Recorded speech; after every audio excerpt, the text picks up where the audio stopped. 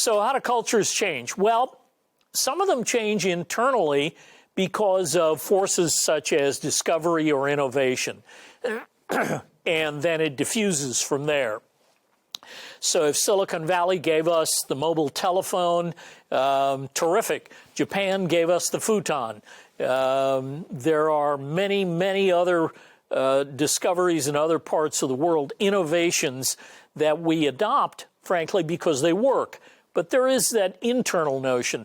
For others, it's external because as discovery and innovation diffuse and move about the world, others will borrow it. And I would say one of the things we borrow in the United States is language. We're a society that will use words from other cultures. Some cultures are very, very protective of their own language. I would say French and Japanese are two really good examples. Some languages which diffuse among many societies, Spanish or Portuguese, I think are clear examples where they'll borrow.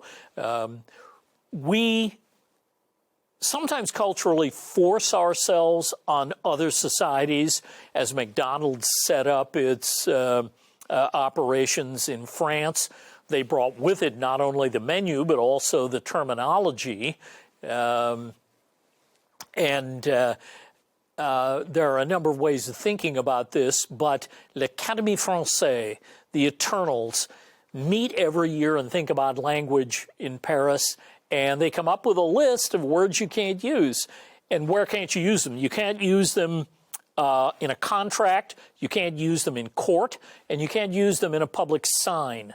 So cheeseburger was off the list about 3 years ago. It was, stand by, it was le pâté de bœuf avec fromage au pain grillé.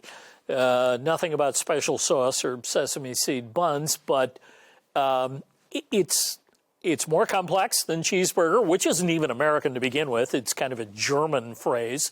Käse and burger come to us from German. We borrow those readily. The French told us for l'Académie Française said, no more parking lot. Parking lot is out. One word, car park. C-A-R-P-A-R-C, car park. Sounds pretty much the same, but it looks French when you see it printed. So some cultures are very defensive about language, others not so much. And I would say in the United States, we speak many, many languages. Peter Ueberroth said at the 1984 Olympics in Los Angeles, there is a neighborhood in this city for every team competing in the Olympics. It doesn't matter if you speak Urdu or Korean or if you speak Swahili. There are neighborhoods where those languages are heard. Pretty interesting. The issues which affect the way in which cultures change are really just a few. One is relative advantage. Is this superior to what already exists? If it is, we may adopt it fairly quickly. If not, we may be slow to adopt. One of the things I discovered about living and working in Tokyo is that the apartments are smaller. There just isn't much space.